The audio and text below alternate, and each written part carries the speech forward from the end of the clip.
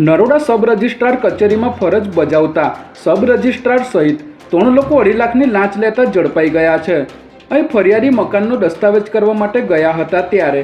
Sub registrar આકાશ દેસાઈએ દસ્તાવેજમાં ભૂલ કાઢી હતી અને આ ભૂલ દૂર કરવા તેમજ કલેક્ટર કચેરીથી સર્ટિફિકેટ વગર કામ કરવા માટે કરાર આધારિત કામ કરતા જય આદિવાસીએ 2.5 લાખની લાંચ માગી હતી ત્યારે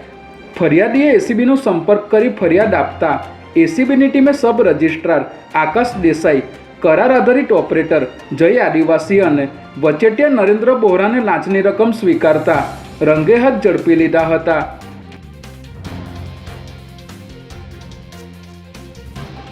અમદાવાદ શહેરમાં છેલ્લા કેટલાક સમયથી માત્ર મોંઘીદાટ સ્પોર્ટ્સ બાઇકને નિશાન બનાવતી એક સાતીર ગેંગનો ઝોન 1 એલસીબીની ટીમે પર્દાફાશ કર્યો છે, જેમાં ગર્લફ્રેન્ડના શોખ પૂરા કરવા અને અંગત મોજશોખ પૂરા કરવા માટે ચોરીના રસ્તે ચડેલા 3 આરોપીઓને પોલીસે દબોચી લીધા છે। આરોપીઓ છેલ્લા 5 મહિનાથી ચોરીના રવાડે ચડ્યા હતા અને પશ્ચિમ અમદાવાદના વિસ્તારોમાં જ્યાં 4 થી 5 કલાક સુધી બાઇક પાર્ક રહેતા હોય તેવી જગ્યાઓની રેકી કરી બાઇક ચોરી લેતા હતા ત્યારે પોલીસે સુનિલ ગરાસિયા, કૈલાસ રોત અને બ્રિજેશ કુમારની ધરપકડ કરી તેમની પાસેથી ચોરીના 12 સ્પોર્ટ્સ બાઇક કબજે કર્યા હતા।